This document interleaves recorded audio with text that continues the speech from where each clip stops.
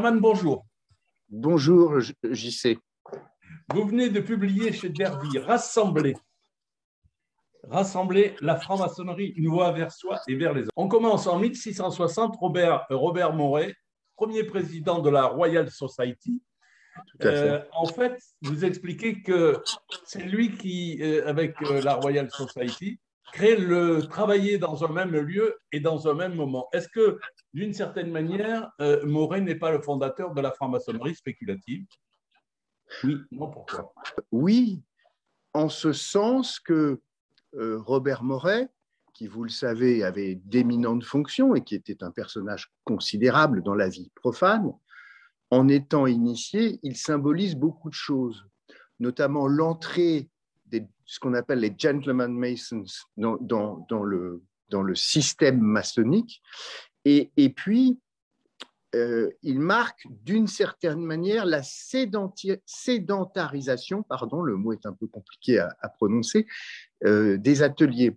Parce qu'avant, les ateliers qui étaient opératifs, par définition, alors ils pouvaient être sédentaires pendant 100 ans, 125 ans, le temps de terminer le travail, mais ils n'étaient pas évidemment sédentaires comme peuvent l'être les ateliers spéculatifs. Donc, et puis en plus, Moret, il pose tout un système de règles et il incarne aussi, comme vous l'aviez rappelé, la Royal Society, c'est-à-dire comment dire, une autre manière d'expliquer le monde qu'au travers de la providence. Voilà. Alexandre Louis Rothier de Montalot, vous écrivez page 30, figure majeure du rite français. Est-ce que, quelque part, cette figure majeure du rite français ne serait pas, d'une certaine manière, l'initiateur de l'exception maçonnique française? Alors, il faut rappeler l'œuvre très pratico-pratique d'Alexandre Rothier de Montalot, c'est que pendant la Terreur, la franc-maçonnerie, ça ne se passe pas très bien. Il faut dire les choses. Donc, vous savez qu'en 1789, le duc de Luxembourg, Anne de Montmorency de Luxembourg, qui est administrateur général du Grand Orient de France, le 14 juillet, quitte la France. Et en 93, avec la Terreur, les loges sont, j'ai envie de dire, mises à terre, en difficulté. Donc, ce qu'apporte, notamment d'un point de vue pratico-pratique, Rothier de Montalot, c'est qu'il sauve l'ensemble des archives. C'est considérable, c'est formidable. Alors, je parlerai d'ouverture, c'est-à-dire que, vous savez, la France, c'est la fille aînée de la franc-maçonnerie. Donc, comme toujours, on a besoin, nous, Français, d'essayer d'apporter notre pierre à l'édifice. Mais tant mieux, c'est bien. Comme avec l'Église catholique, les romaines, la France est la fille aînée de l'Église catholique. Eh bien, pour la franc-maçonnerie, c'est un peu pareil. Les Français n'aiment pas voir en Londres la nouvelle Rome. C'est bien leur droit. 1860, Adolphe Crémieux, très puissant souverain, grand commandeur. Tout à Il fait. donne la rationalité française aux Juifs d'Algérie. Quel souverain suprême grand commandeur en 2022 donnera la reconnaissance interobédience interrite à la France? Ce que je voudrais préciser sur, je vous vois rire, mais ce que je voudrais préciser sur l'immense frère que Crémieux que vous venez de citer, c'est le décret Crémieux. Parce qu'on parle souvent du décret Crémieux en disant, voilà, ça a avantagé les Juifs sur les autres citoyens d'Algérie.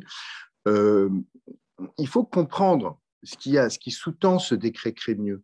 Le décret Crémieux donne la nationalité, la citoyenneté française aux Juifs d'Algérie. Mais ce n'est pas un cadeau.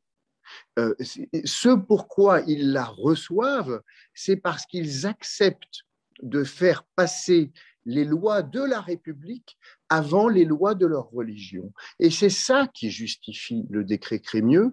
Et je crois qu'il faut faire ce rappel historique important pour éviter des interprétations communautaristes qui ne feraient pas sens.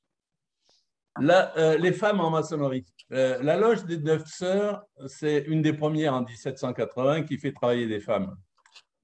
Et Maria de Rem, qui devient grande maîtresse du droit humain, elle dit il y a une fiction dans ses conférences. Dans une de ces conférences que vous citez, elle dit il y a une fiction, c'est que l'homme devrait être la raison et la femme le sentiment.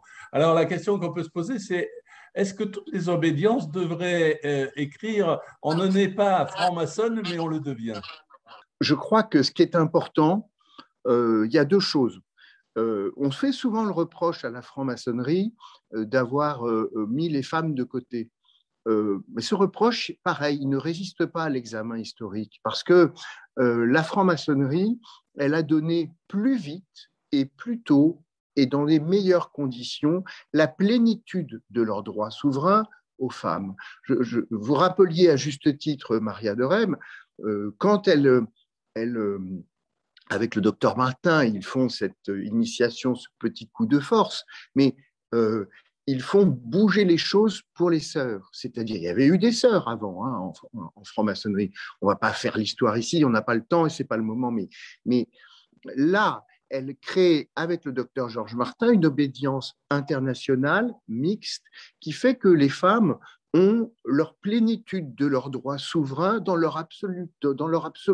C'est-à-dire qu'elles sont initiables, électrices et éligibles.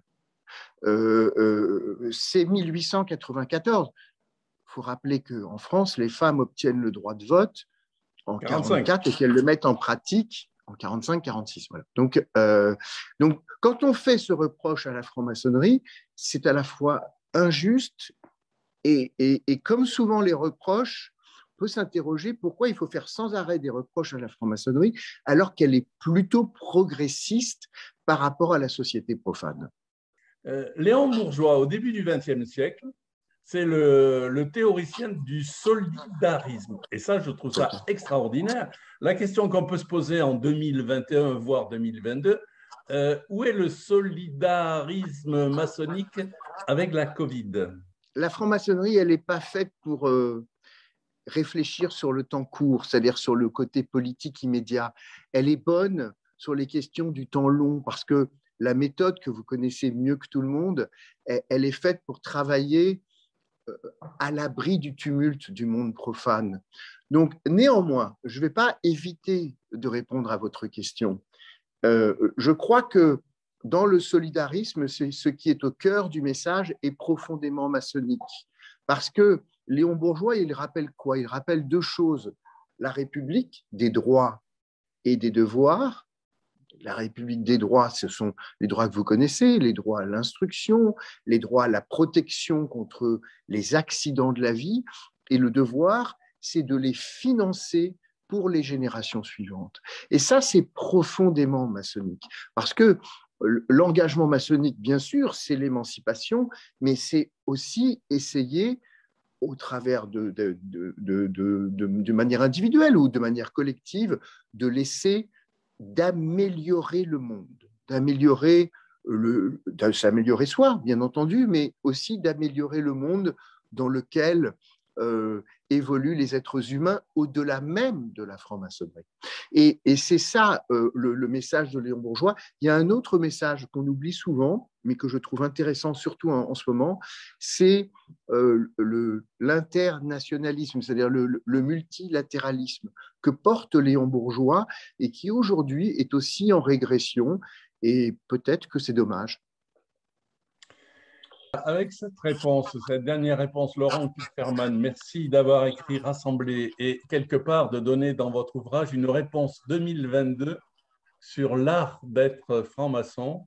Après un grand philosophe français qui vient d'écrire un bouquin sur l'art d'être français, votre ouvrage répond un peu à la question, c'est quoi l'art d'être franc-maçon? Merci Laurent. Merci à vous, JC.